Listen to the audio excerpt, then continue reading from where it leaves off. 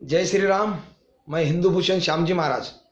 भाई और बहनों, आपको पता है कि आज के तिथि पर ही पिछले साल महाराष्ट्र में पालघर जिले में संतों की हत्या हुई थी।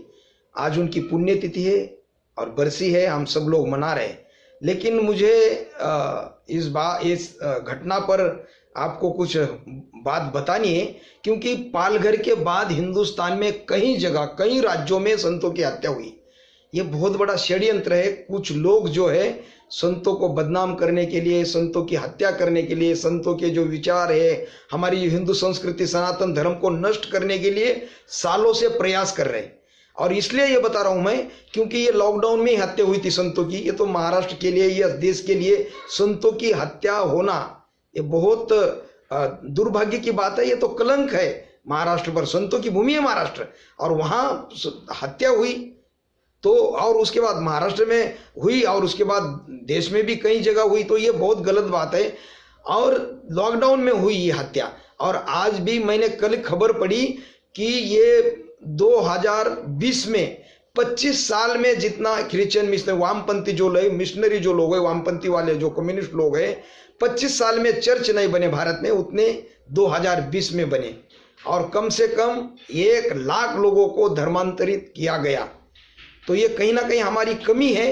तो ये जो लोग जिन्होंने हत्या की, हम तो केवल फांसी की मांग करते हैं, कड़ी सजा की मांग करते हैं। मुझे उपाय की दिशा में बताना है कि मैं खुद जहां संतों की हत्या हुई वहां पर पिछले साल गया था। सुदर्शन राष्ट्र निर्माण के द्वारा ही गया था और वहां श्रद्धांजलि देकर वहां संकल्प किया मैंने कि उपाय के दिशा में हमें देखना चाहिए कि वहां पर रावण की पूजा होती है। 1500 रुपए के लिए धर्मांतरण होते हैं हमारे हिंदू भाई।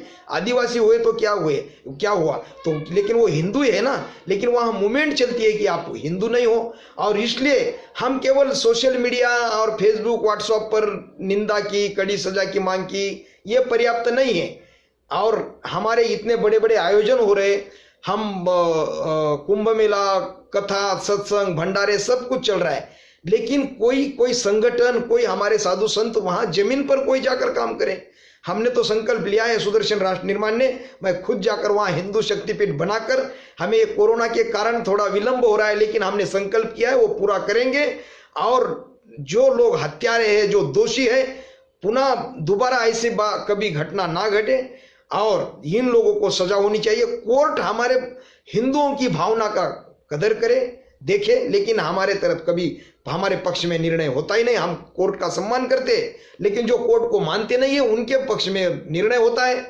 तो ये जो लोग हैं, ये इनका बहुत षड्यंत्र है, रचनात्मक इनका काम चल रहा है। लेकिन हमें भी आवश्यकता है वहां जाकर, जमीन पर जाकर काम करने की।